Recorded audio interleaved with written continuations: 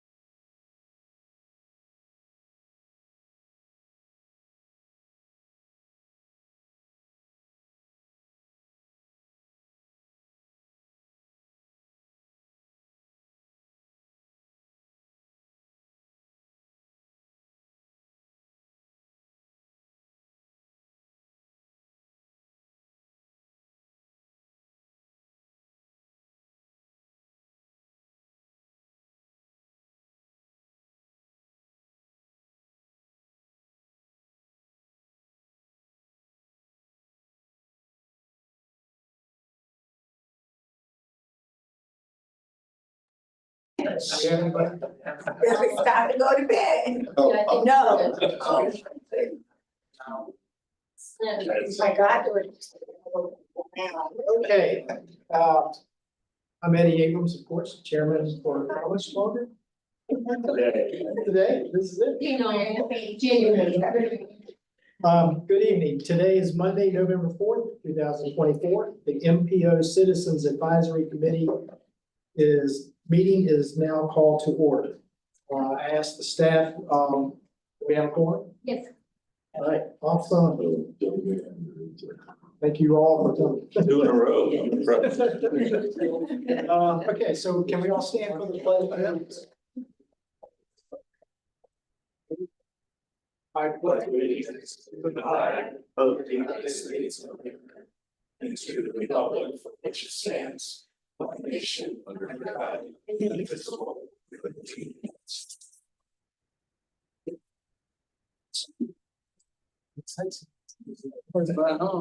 Okay, now we are opening the meeting for public comment.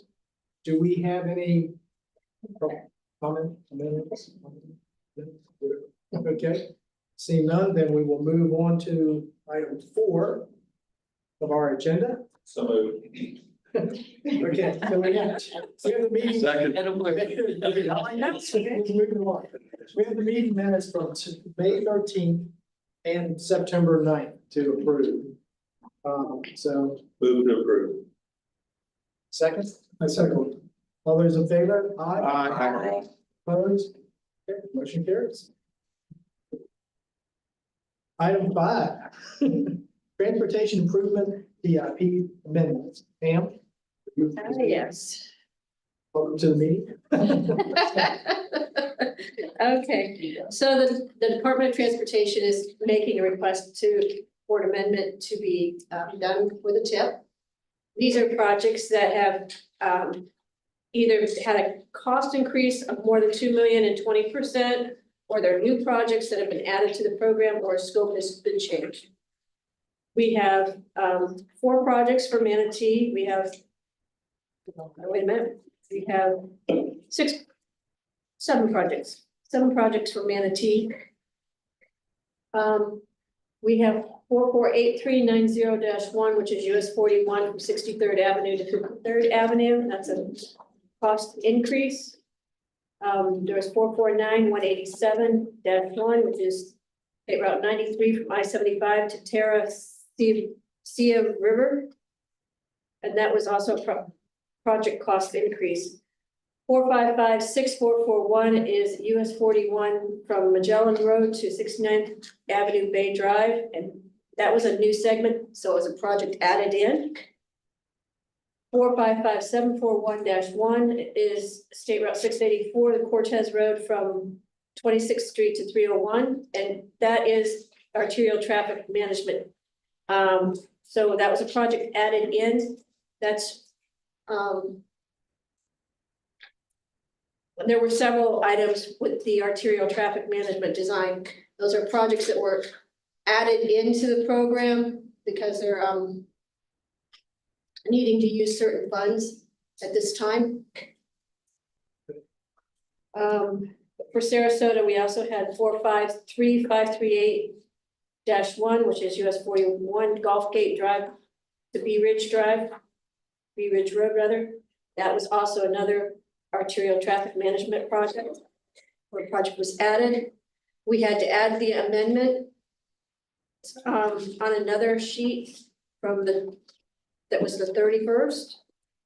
That was added after the agenda. So we had a scope change for the DeSoto Bridge, which was, it had to be more than a half mile and 20% of the total project length, so that they had to redo that one. The scope change.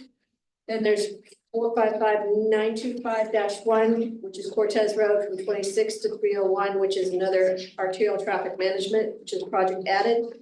And then there was Manatee Elementary 441479-2, which was a sidewalk, and that was a project that was added in for the construction.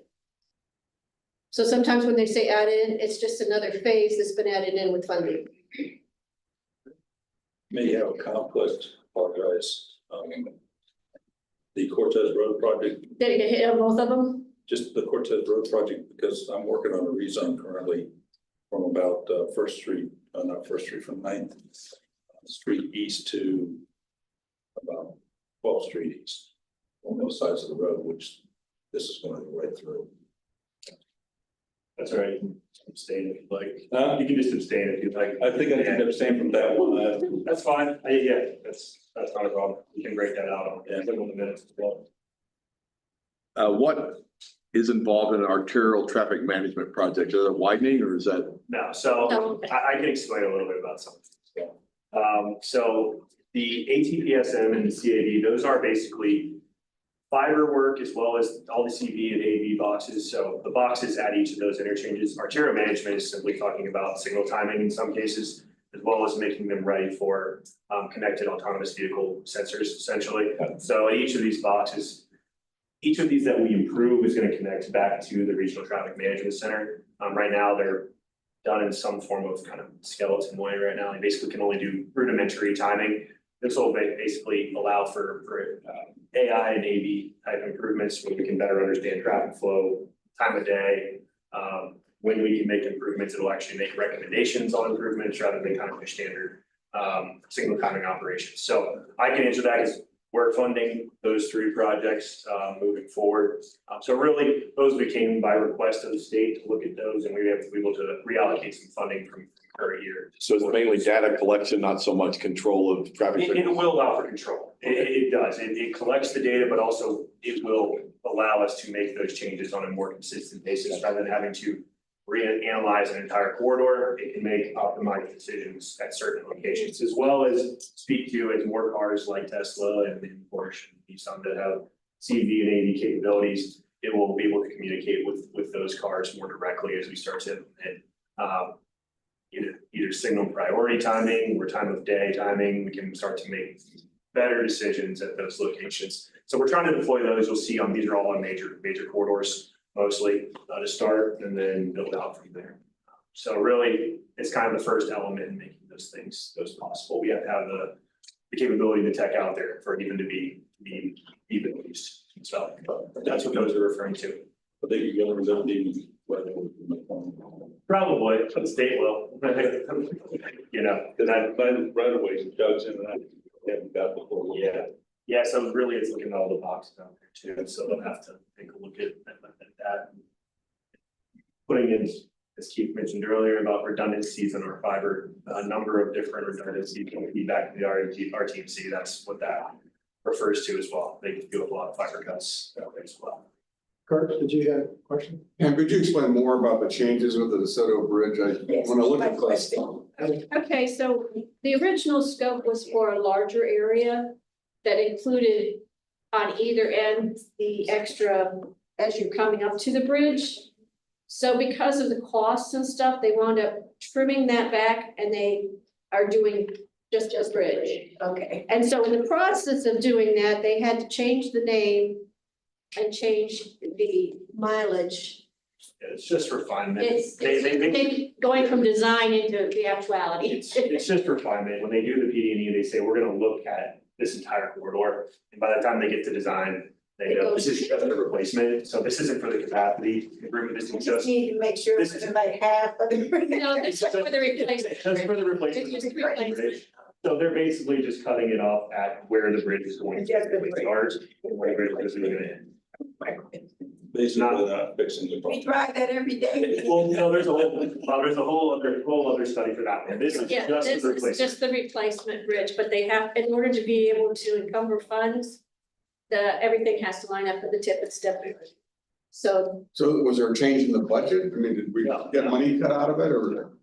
No, it's just the naming convention, quite It was- frankly. a lot of that, yeah, instead of, like you said, before it was this big corridor, and in actuality, we just need to replace the bridge. But they have to make the whole thing match, the names.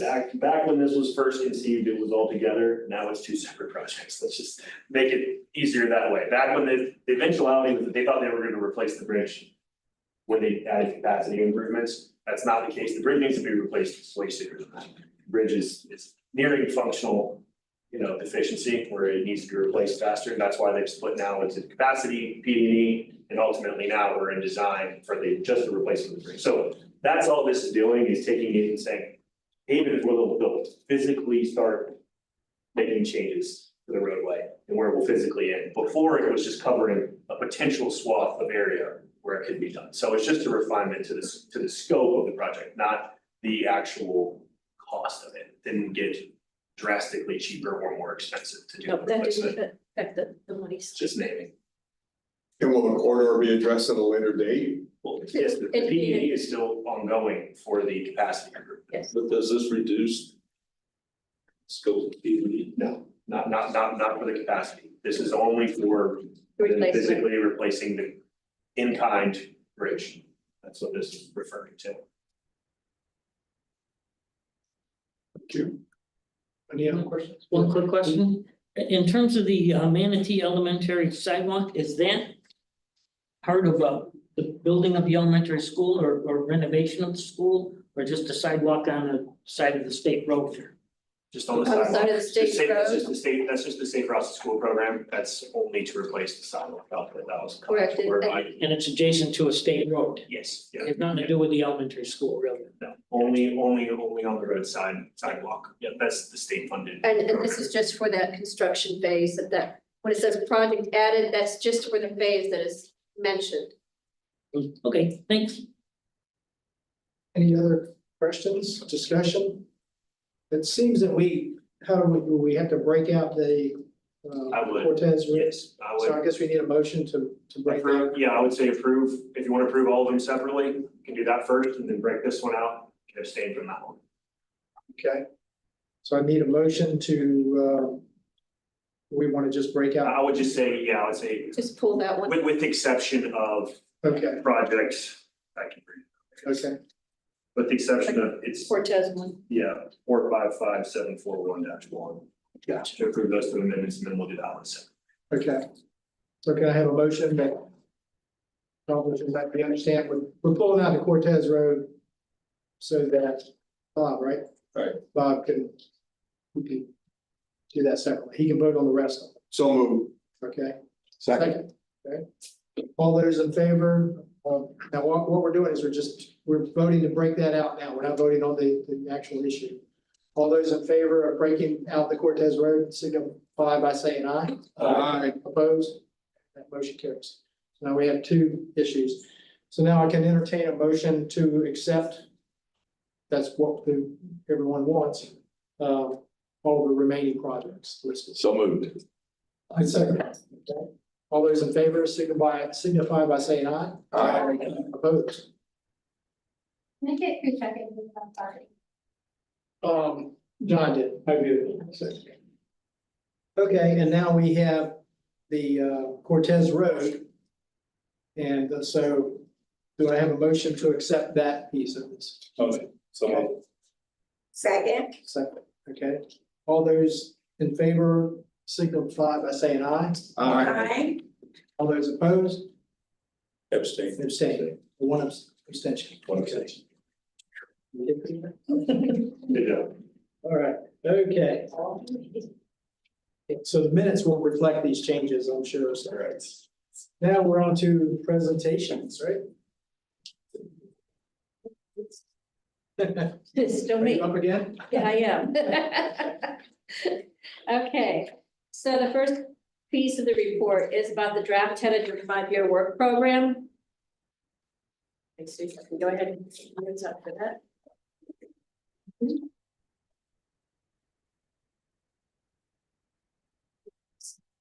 So every year, we go through the draft tentative work program. It's anticipating, it's a snapshot of the roadway improvements and transportation alternatives, bridges, safety, and public transportation projects for the next 5 years. This will be for July 1st of 2025, and it will end on June 30th, 2030. So our snapshot to start with this draft tentative is anticipated for November 14th. We anticipate it. So usually by now, we might have had it already, so you could have seen something for the meeting, but at this point in time, it's not done yet. They're still working on the work program. So we anticipate the snapshot on the 14th. We do have a public hearing. It's scheduled for December 9th through December 13th with a face-to-face at both the Bartow office and the Swale office from 10 a.m. to 12 p.m. What was those dates? Date December? Okay, so December 9th to December 13th, it's online. Okay. And then there's a face-to-face on the 11th.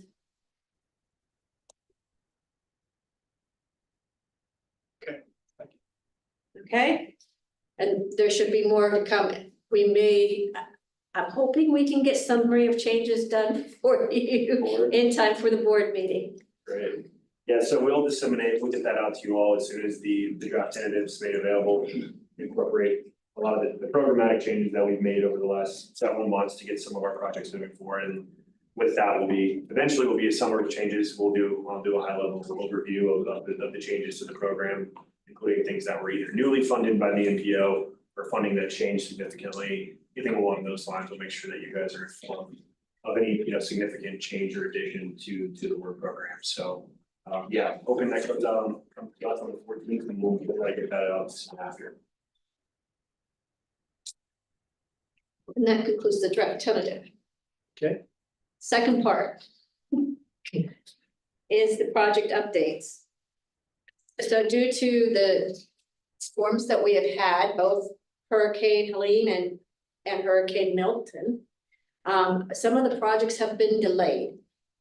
I can't understand why, but yes, they have been delayed. So I reached out to our lab program and to some of the other programs to find out which ones have been delayed.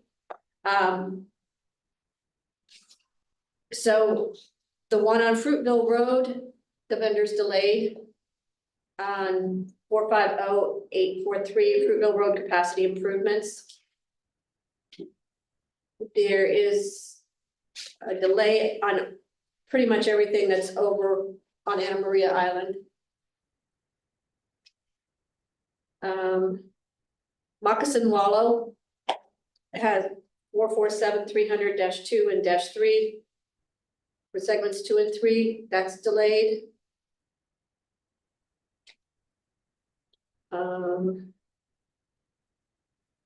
And I believe you had Bradenton Beach. Bradenton Beach, yes. Delayed until January until they can clear effectively and make sure that we know what's what before they. Did they have a bum out? Small one. But most of these, as Pam was gonna say, most of these are short-term delays. We've encouraged everyone to not encourage indefinite delays. We got a few requests to indefinitely delay some of these things, specifically out on the island. We did not support that overwhelmingly. I think we're looking at months of recovery, not years, and I think that would set us back substantially if we tried to delay things that we've been planning for years and years. So on that front, I think we're looking at, delays into the early parts of 2025, not longer than that. Ongoing. Not moving fiscal years, things like that, just simply pausing while we can effectively evaluate what happened, what needs to be fixed, before we're moving forward, with any other recommendations. So a lot of them are just wanted you to be aware that if you go out there, you see somebody not doing something for a few months, that's why. They want to make sure they're evaluating, the crews and getting them in the right places. I know DOT's been pretty spread thin too, and across all districts, they've been sharing resources to clear coastal roads and things like that. As well as I got an update this morning that signage is at a serious disadvantage right now. I think we've lost tens of thousands of signs in the 2-county region. And it's gonna be quite some time. That'll probably be the only really lasting one. And we're also still a few remaining signals out there that are still running off a generator due to line cuts and things like that, some of our signals. So those are out there, but effectively we're, say we're 80 or 90% functional. Some of the connections to our local cameras are still CCTV and things that are not fully functional at this time, but they're working towards it. Hopefully, like I said, months out, not years. It's not like we had, Katrina or something. We're not in a place where we're too concerned about getting towards full functionality here in the near future. So just want to make sure you're aware if you saw something happening before and then now you see a bunch of stuff kind of stand still for a few months. That's why resources are kind of still there. Brian, go ahead. So I just want to kind of clarify when you spoke of Moccasin Wallow, is that the western section of that, or is that the eastern section where like the Publix is? It's the sections 2 and 3. And is that the one that's going towards 41? That I'm not sure of. I'm sorry, I'm not as well versed with the area. Yes, it is. Yes. 2 and 3 is those two Yeah. seconds. Yeah. Okay, but that answers my question then.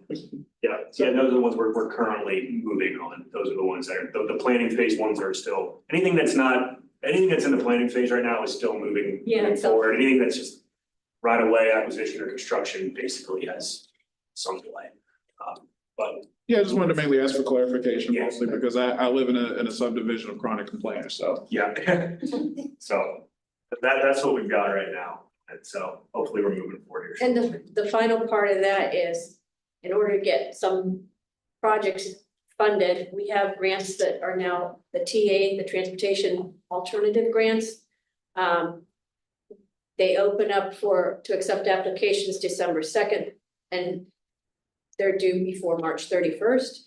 There will be a workshop virtually on November 18th between 2 and 4 p.m. These TA grants will be submitted under the GAP under District 1 for the fiscal year of 2025. The other grant that is now open is the Protect Grant, which is promoting resilience operations for transformative cost-saving transportation, and it opened on the 25th of October. It closes on February 24th of 2025. And these will all be submitted to us by our jurisdictions, by our technical staff. They do submit projects to us annually. We call them projects. It is currently open. I announced that at the September meeting with you all.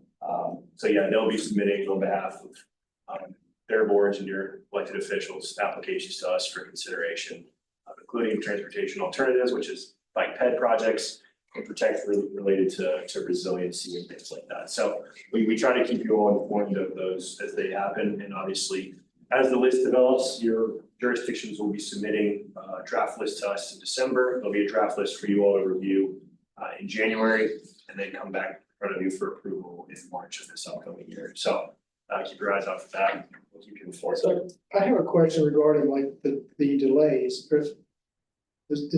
Do we anticipate additional costs from the contractors? Are there gonna be change order requests because of the delays? Is that gonna be- If they're under contract, less likely. If they're things that we're planning on in the future, I think cost across the board might be temporarily Yeah. impacted. Yeah, just supply and demand and yeah. everything. Supply and demand chain is. Just simply, if we got them to sign contracts though on construction, no, I think the only delay would be staff time and things like that. But if we're talking about something that's in design or right away acquisition, yes, there could potentially increase. Because I know sometimes in construction, if a contractor gets delayed, he wants They've to got, be paid for that delay. they've got contingencies Okay. built in to most of them. They like calling them that, but they're essentially with the cost increases we've seen across the board with inflationary things the last several years, the Right. cost estimates incorporate those kinds of things into them. So we should be covered on most fronts.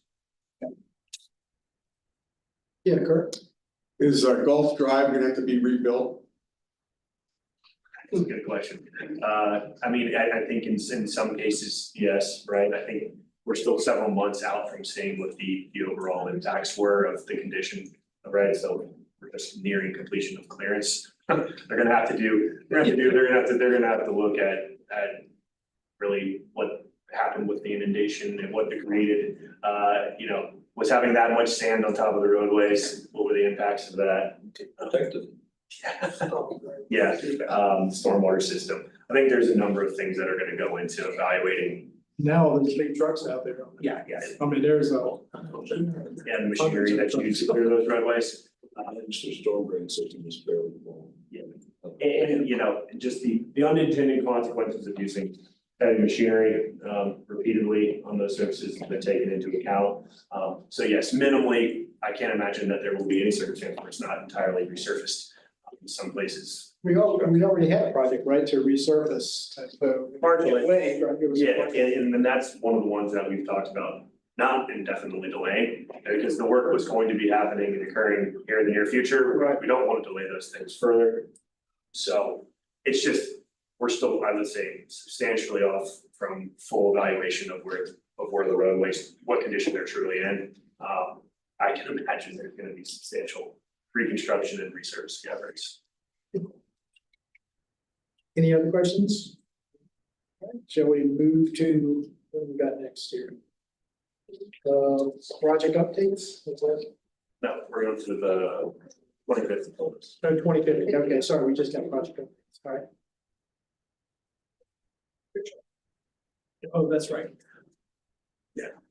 William Roll with Kinley Horn is joining us here virtually tonight. He's gonna run us through 2050 long range plan. And can you hear me, William? Yes, I sure can. Can you hear me? Yeah, I got you. Yeah. So he's gonna run us through a few slides here about our scenarios and vision update. As part of our nearly 2-year process of updating our long range plans, kind of the early stages. So give you a brief dive into some of the conversations we had just here earlier about population, location, distance from things, and how we want to kind of re-envision the future of the area. So that being said, I'll hand it over to William, who's going to run us through some of this long range plan, transportation plan update. All right. Well, thank you very much. It's a pleasure to be presenting before you this evening. Would like to talk to you about the early phase, the beginning phase, which is the vision of the 2050 long range transportation plan.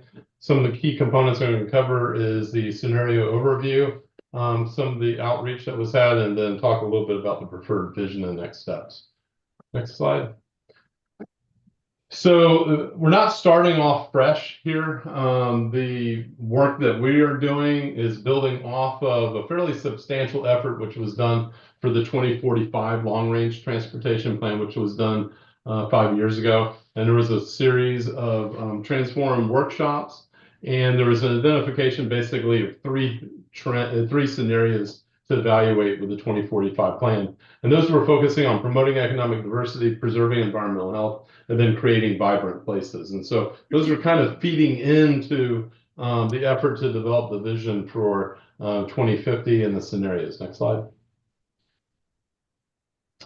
So when we talk about scenarios and alternative futures, one of the things that is really particularly important to acknowledge is the fact that the MPO has already developed a trend forecast. And that trend forecast basically covers what land use looks like if we follow existing trends consistent with the adopted comprehensive plans and current development approvals that are going on. This was a fairly substantial effort. And I bring this up because oftentimes when one talks about an alternative scenario, there's a mindset that things have to be all or nothing. If we're doing an environmental health scenario, then everything has to be that. And that's not really reality. The reality is there will still be major elements of the trend forecast.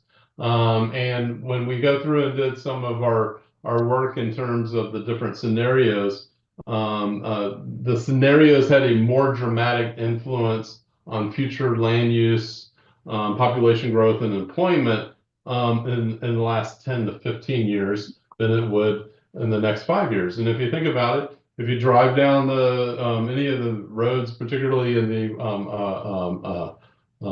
down in the south part of Sarasota County, we're off to the east of 75. Up in Manatee County, you're probably going to see a lot of homes are under construction or new businesses are going in. And just because we're doing a scenario doesn't mean those sorts of things are going to immediately stop or any kind of change like that's going to happen. So again, it's important to highlight that there is an existing trend forecast, and that is baked within each one of the scenarios. Next slide.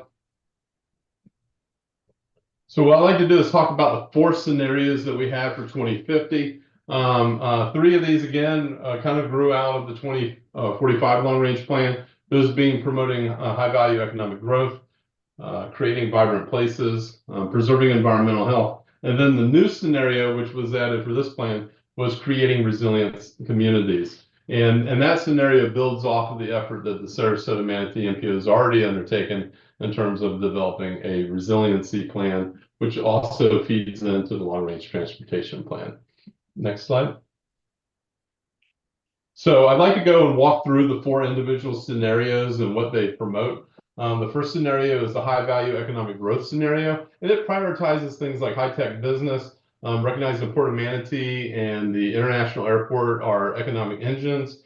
It also incorporates higher education and the cultural scene within the community, and it also recognizes that new technology may result in some transformative transportation changes, and that will be addressed within the transportation infrastructure. Next slide. And how this scenario differs from the trend is in the trend, or in this scenario, a lot more of the development occurs to the west of Interstate 75 in those outer years, and that development is more highly concentrated in already developed urban or suburban areas. And click the next slide. And you can see that in the slide here, the red is where concentrations of scenario related growth are being allocated. The blue dots represent the trend forecast. Next slide. Some of the infrastructure, you're going to see some commonality amongst the themes, but in terms of major infrastructure projects we would anticipate under these scenarios are complete streets, multimodal improvements, transit and premium transit improvements. Next slide. The next scenario is creating vibrant places. It prioritizes economic diversification, particularly within urban centers, providing multimodal options to reduce carbon emissions, and increasing housing and transportation options, not everything requiring a long commute to get from one's housing to their place of business or work. And then preserving corridors for future premium transportation that connect the individual component urban centers. Next slide. So this scenario differs from the trend in that a considerable amount of the development is occurring in the north part of the region, and that it is less dense than the other three scenarios, but more dense than the trend scenario. Next slide. And again, you can see the allocation in red. Next slide. And again, very similar types of improvements, different emphasis in some cases, but complete streets, multimodal improvements, transit improvements, and premium transit. Next slide. The preferred environmental health scenario focusing on safeguarding the environmental assets in the community, reducing carbon emissions, enforcing the urban growth boundary, and promoting infill development, and increasing the density and decreasing auto dependency to be able to support enhanced transit. Next slide. This scenario is the densest development pattern of all the scenarios, and growth is largely non-existent in the rural and external suburban areas east of 75. Next slide. And next slide. And again, things like trails, rail, water taxis, electric charging, the type of projects that would be more so in line with preserving the environment and not, building, substantial amount of capacity. Next slide.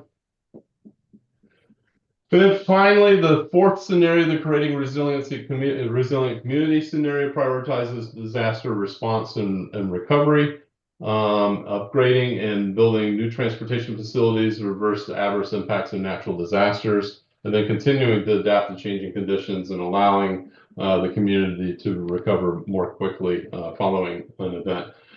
This particular scenario is one of my favorites because I was involved in the development of the resiliency plan for the MPO, and obviously we've seen some continuous impacts over the last 4 or 5 years, and some very recent impacts. And one of the things that was interesting about the resiliency plan originally, the major concern were the bridges. And while the bridges continue to be a concern, what we've seen in recent storms have not been the kind of destruction like we saw years ago in Hurricane Ivan with the Interstate 10 bridge or the Causeway and CS the Key. Yes, we are having barrier community impacts, but one of the big areas of impacts is inland flooding, cutting off some of the major transportation facilities. So in many cases in recent history, we might have a 30, 40, 50 mile long corridor road that's severed because of a river overflooding and overtopping the roadway. So those types of things were incorporated within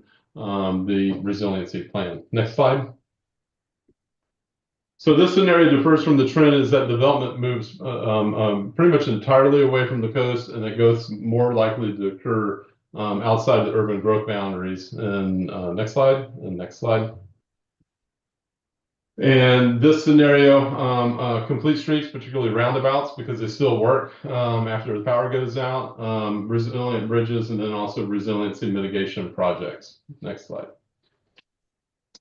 So we did do outreach. We did both a survey that was available as hard copy and online. It was open for 2 months and had over 700 responses. And we also conducted a workshop earlier this year in May. And we had 25 attendees.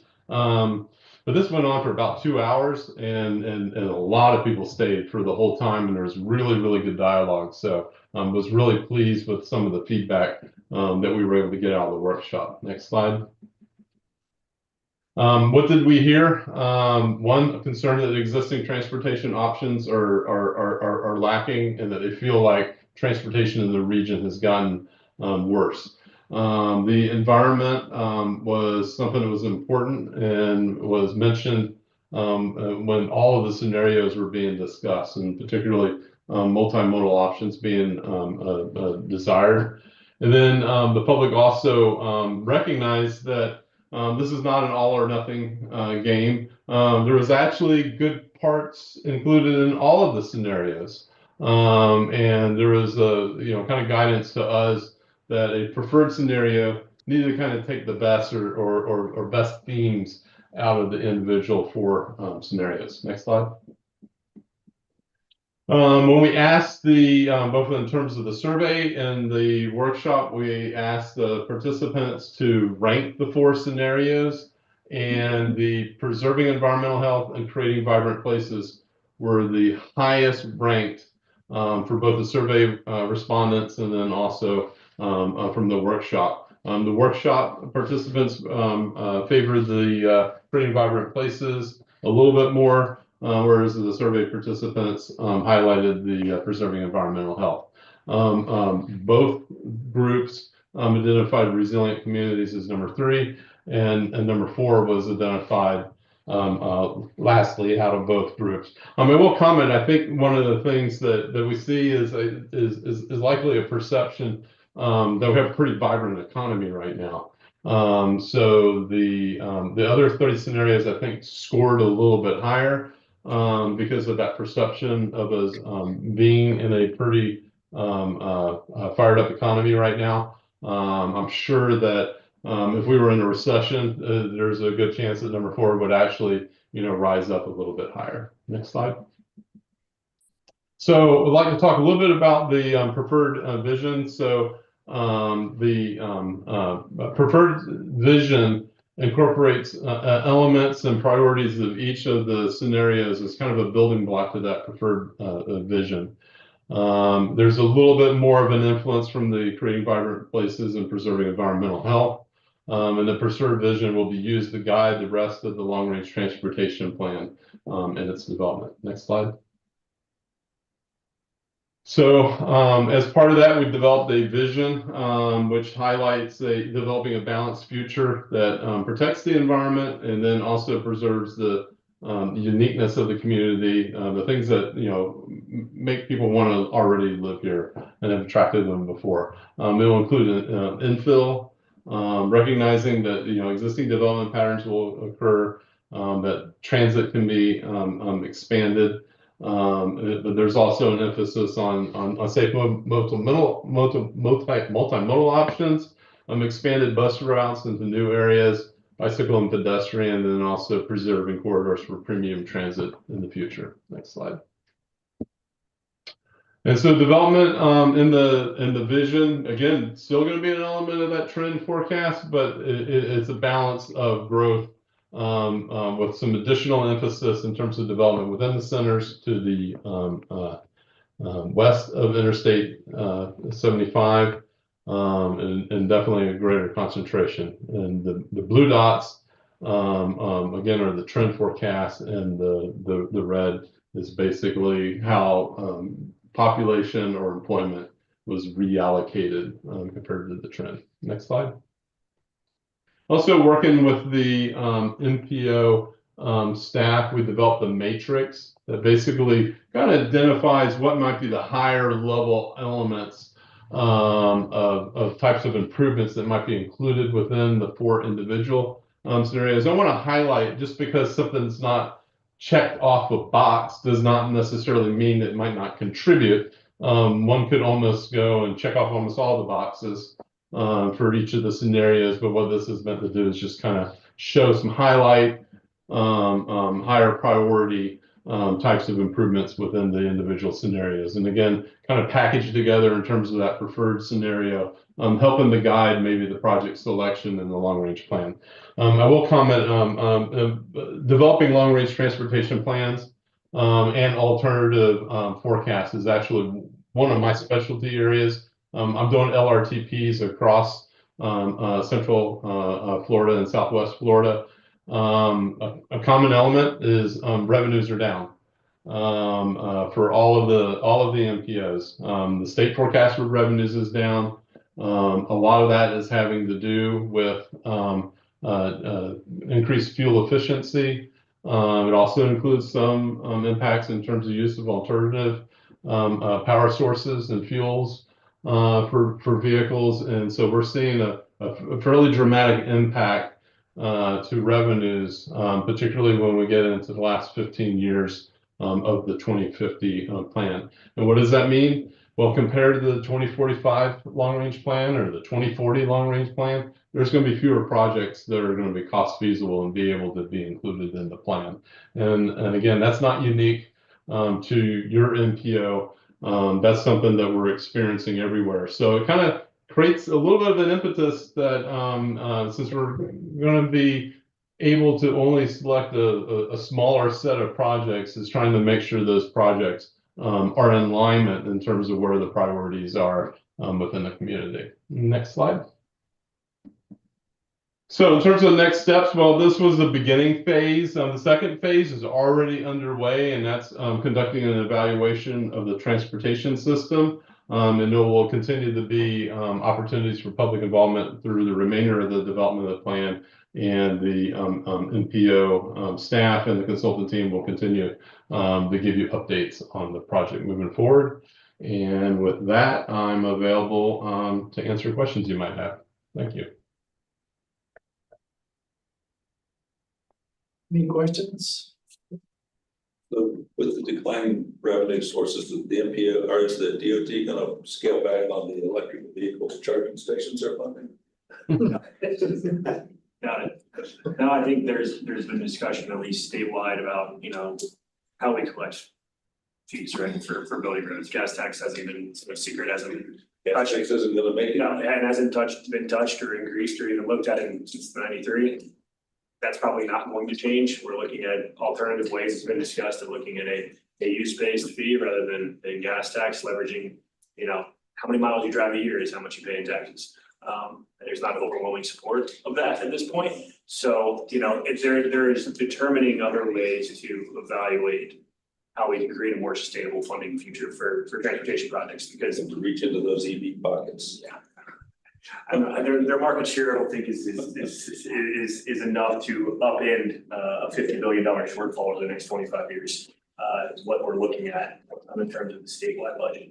2045, they projected, you know, $250 billion worth of projects. It's probably closer to about 200. So we're looking at a significant decrease in available funding sources. And maybe that just has to do with we're doing less projects, right? There has to come a sense of realism and balance in what we can feasibly accomplish without promising too much. But I think being more efficient in that way is certainly something that we're talking about, and finding those projects that have the greatest bang for the buck. So there is going to be conversations we're going to continue to have. It's not really going away. So for now, it's mentioning what William did. It's taking out these higher level visions, looking at how the system's performing right now, and then ultimately making recommendations for projects that we think will have the greatest impact on quality of life. So that's what we're looking to do, and you know, it's gonna be a work in progress. Does Florida, I'll back up. Virginia has a fee for if you own an electric car. They send out a bill, like a tax bill, $500 or $600 or whatever it is a year. Yes. Does Florida do Similar, something? very similar. And, you know, I think there's also a basis of how do you instill that fee at a greater level, right? Same thing. The impact, say you drive 30,000 miles in your car, vehicles having either the same or greater are typically heavier on average on roadways. How do we levy that effectively, Right. fairly, but also effectively at the same rate as somebody that's paying for fuel? That's still, a lot of that's still up for debate. I think as kind of this emerges into the market, there is not one set defined nationwide kind of target on that yet. Similar with how we collect revenues, there isn't one. There's lots of proponents of different ideas. There has not been one that has been widely accepted beyond continuing using the gas tax as a funding source. So Could be more toll words. You could. yeah, well, the state of Florida is very good at leveraging those. So we certainly are not going anywhere. Yeah. Quick question, does the MPO get any of the impact funds from what's collected by the municipalities from developers? It all stays within that. Yep. Has that ever been suggested that you guys get a piece of the pie? Don't think so. I don't think that they would be huge proponents of us selling them how to use their local dollars. I will say we have a small local contribution that we do use for planning efforts. That's not nearly significant enough. It's in the tune of, you know, tens of thousands a year, nowhere near what it would be required to do large scale implementation. But no, we do work with them directly though on leveraging those things in a combined manner, right? So when they can bring dollars to the table, we can bring dollars to the table, the state can, we're much better off and much more likely to get these things funded. Any one of us acting on our own, it takes a lot longer, right? And our dollars are obviously tied with federal regulations, whereas local dollars are not. They're able to do more with less restriction than obviously the NPO is required. We're probably one of the most audited organizations across the board, audited local, state and federally. That's something that a lot of, let's say, local governments don't want to entangle their resources with the restrictions of federally funded organization. So yes, I hear you, and I think we do try to leverage those dollars as much as possible. We try to work with our partners and say, if you can bring set amount, we can certainly work with the state to bring the remainder. That is kind of the way that we operate currently. Has there been an analysis on Milton as far as the amount of gas that we used, and then based on that, that tax dollars may be changing, so we don't have people coming down here, but then did we pick it up with line workers and their vehicles? Has there been any look to see what the generators running? Obviously, they need gas. I haven't heard numbers on it yet. I think we talked about it a little bit earlier, but delay in getting those out. Our land side operations were obviously impacted in Seaport Manatee as well as Port Tampa, in terms of being able to access even the fuel we had on site. Luckily, we did have quite a bit on site in both ports. I can't give you a number on the impact of that. Certainly, I think the state does suffer, certainly, when we don't have people visiting the area, not just gas, but also bed taxes as well. We certainly do suffer when we experience these kinds of, significant interruptions in tourism. So it'll be an interesting year, I think, next year to be able to see what the overall impacts of these two storms are gonna have on our peak season. Because we're just kind of hitting that stride now. It'll be interesting to see what the repercussions of that are. Yeah. Okay. Any other questions? Moving on to item 6B2. This one's gonna be the easiest. Rashidi Kunta, multimodal planner here at the MPO. And this is just an introduction to the Barrier Island Implementation Plan, which is a new study that the MPO has kicked off in October 2024. So this implementation plan is like an extension to the congestion management process that was adopted by the board in September.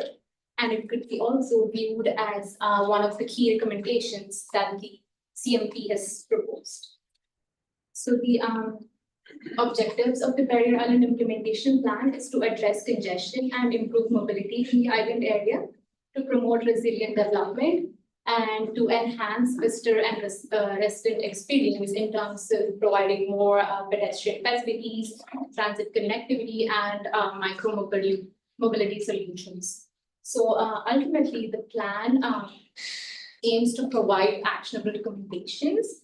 And by actionable recommendations, it's mostly that are implementable, like roundabouts, turn lanes, filling between the gaps, like pedestrian and bike facility gaps, and transit connectivity. Schedule. So the project runs from October 24 through August 25. The study area is all the way from Anna Maria Island in North Manatee County to Blind Pass Beach in Southern Sarasota County. And the deliverables of this study are going to be reviewing and memo of the previous study that were conducted in the Barrier Island areas, followed by a memo of selected case studies pertaining to similar island situations in Florida and also nationwide, followed by a memo of all the resiliency efforts in the Barrier Island area, and a congestion relief implementation plan. And lastly, a toolkit for mobility, resiliency, and complete street strategies in the area. So that's just an introduction, and you'll hear about it throughout the process. Any questions? So are you looking for additional bridges to have access to those? No, okay. No, I think ultimately the goal of this, right, is to take some of the the state did the Marion study back years ago now, I guess, 2021. But take some of those ideas, right? They have these massive tier lists of things that are short-term, medium, long-term.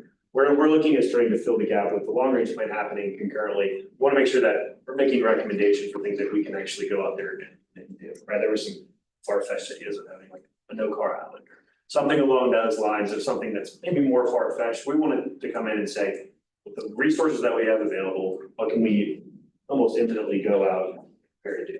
And give a feasible timeline, either short, medium, long term, and say, this is what the MPO can be involved directly in. We've noticed primarily, intersections are the primary cause of delay on the islands, as well as some of the efficiencies with the roadways leading up primarily seems to All stop signs. yeah, so there's ideas, right? We want to put together something that's feasible for the general public to understand, that we can go out and say, we're not gonna be able to fix everything that's happening, and that's the nature of having a 2-lane road with limited access, right? We're not gonna be able to fix every traffic issue, but where can we improve efficiencies on the island? As well as, the general concept of our approach is saying, we understand people are gonna likely drive out there. How can we make your trip when you're out there, you're staying for a week? How can we keep you out of getting back in your car to traverse the island? What can we do on the other performative fronts of micromobility, whether it's scooters or, golf carts or walking or biking? What can you do when you're out there to say, I don't need to get back in my car tonight to go a mile down the island? Those are the trips that we're looking to cut out a lot more of. There's always gonna be traffic there. It's just a matter of doing it in a way that we can improve the efficiency with the capacity that we have. We're not building new roads out there. Anybody that says that is, not telling you the truth. It's far too limited and right away. And we saw what the impacts were. We'll be able to expose ourselves to further risk. How do we improve what we have? What is the stat? I mean, but a point of transparency, I haven't seen my brother since Milton, but where are we at with the ferry right now? Because obviously the pier at Anna Maria on hold in some capacity. It's moving forward in the sense that they're looking at purchasing new boats. They're expanding the water taxi service, right? It is being expanded, but obviously, just like the projects that Ben mentioned, there is delays. There will be rebuild the pier. That's going. Switch to amphibious. So Yeah, exactly. Some military boarding vehicles. But, I think it will be rebuilt, matter of when, not if, right? So I think it's patience with that. I think they're probably gonna delay their escalation of the service maybe, right? We're looking at much larger boats and much more frequent service. I don't have an answer for you on that. I'm gonna have to reach out directly to the county on that, but I know they mentioned some form of delay related to that expansion. Yeah, so you'll be informed as we continue. We're just kicking this off the last month here. We just wanted to make you aware that it was underway, and again, we have no intention of indefinitely delaying work. The community will be back up there. We know that. We want to make sure that we're not stepping on anything that's going to slow it down. We want to make sure that we're continuing to move forward. Next item 683. Yeah, and this was more, I'm gonna give you guys an update just on what we talked about this morning. I gave you some information already, but related to the recovery efforts, we got everyone from all the jurisdictions to give a brief update, and they obviously varying levels of concern right now. Obviously, island communities. I know on Longboat, Isaac gave an update. It was over 2,700 homes, the vast majority of which are gonna have to be demolished. Similar stories. Yeah, similar stories up and down the rest of our coastal communities. All the way down in Northport where they had, mainly signage and trees and stuff like that. But we wanted to make sure that you all know the same thing, that we're volunteering, our staff's time as well as resources that we have to be able to kind of step in and help where we can. Primarily helping with application deadlines. We're going to be assisting our jurisdiction staff while they're still working with cleanup and getting their communities back on their feet. We'll be helping with maintaining application deadlines for projects, for TA applications and Sun Trail applications and our standard process. Our staff will be picking up some slack on those things to make sure that their focus is where it should be while we're kind of bouncing back. And I want to give you guys an opportunity to say anything that you've experienced during the storm or anything. I know I've talked to Eddie a bit about it already, but if there's anything that we can do to kind of assist or pass information along to our channels through the government. I know we've got a good opportunity to work directly with, public works staff and elected officials that can hear you out. So really, it's been a tough few weeks, a few months for everyone, but glad to see that we're kind of getting some sense of normalcy back in our day to day. So Yeah. that's really all I had on that. It was more of a open-ended. Discussion? You guys work with FEMA at all? When asked, but typically it really comes down to, historically, the only time I've really worked with them directly here is during prior storms was through transit relief, when we work with transit agencies on doing a lot of paperwork and filing. We've helped with that in the past.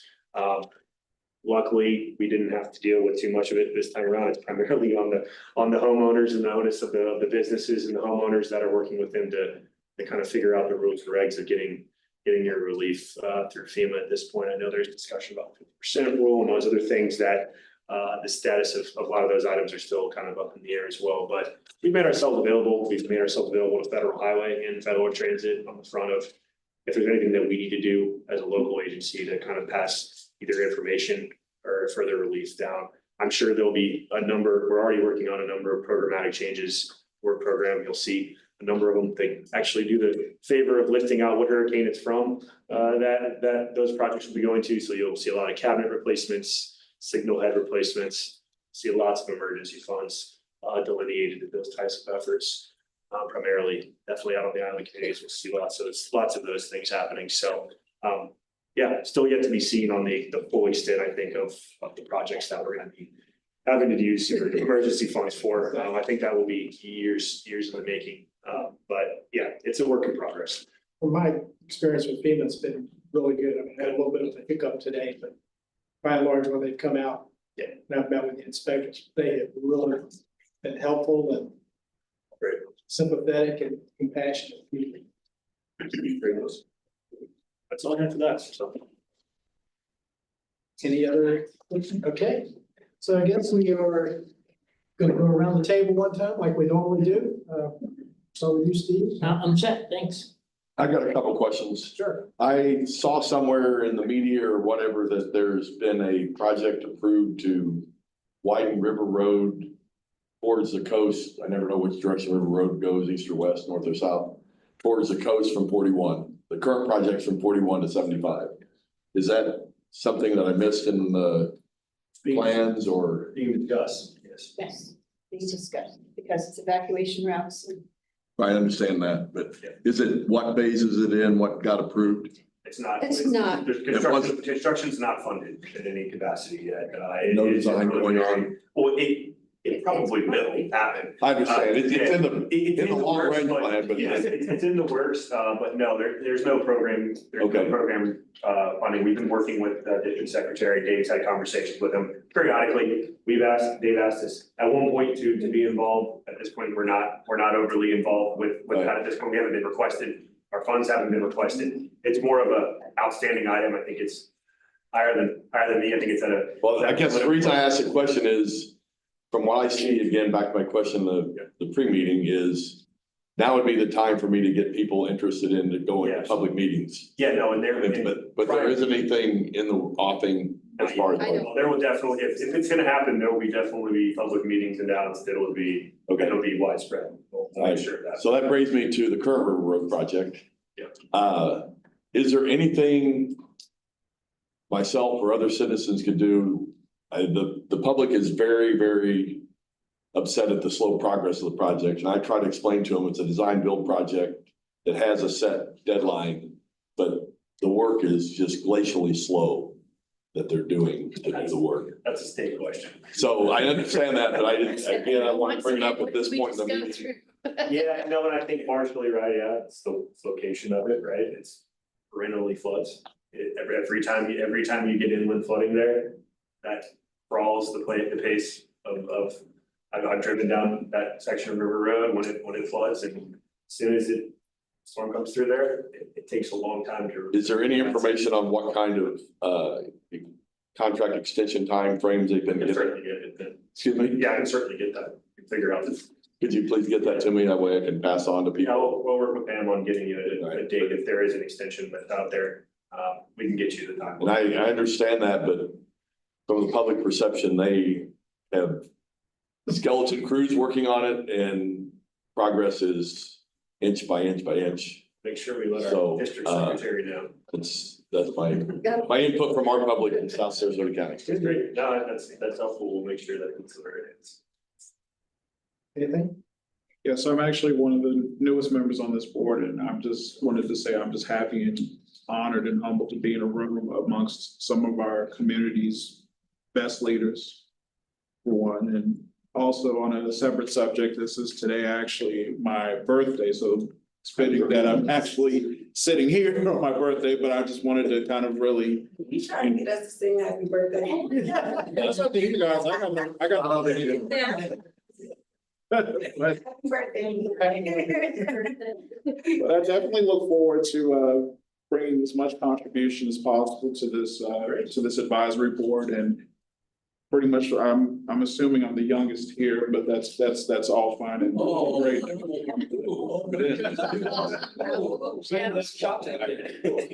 Here. Oh, yes. Thank you.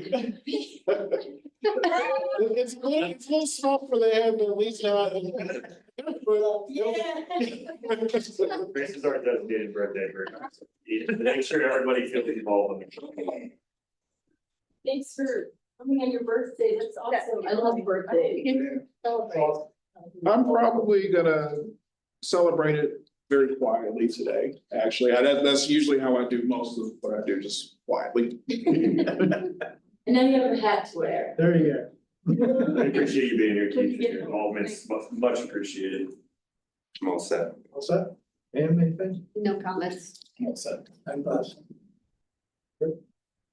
I think I want to comment on one thing. About a week before Helene, the city of Bradenton dedicated its new public service operations center out near our fire station 3. And that was a renovation of a Red Cross building, and we did it for about $4 million versus about a $20 million cost to do something new. And it really proved its worth through these hurricanes, and it improved both the response time within the city and improved the coordination between the city and the county. And my impression has been that these discussions about hurricanes are going to be part of our annual discussion, and it's not going to be something that comes along every once in a while. And I think it's going to impact this work and other work as well. And we're just getting better at the response. And I wish, we're not so, but it seems that that's part of our lives now. Well, great. Anything? No. Anyone else? I guess, is this really my last meeting or do I open the next meeting? You'll open the next one. I'll realize. Anyway, thank you for allowing me to be your chairman, and with that, we're adjourned. Thank you. Thank you.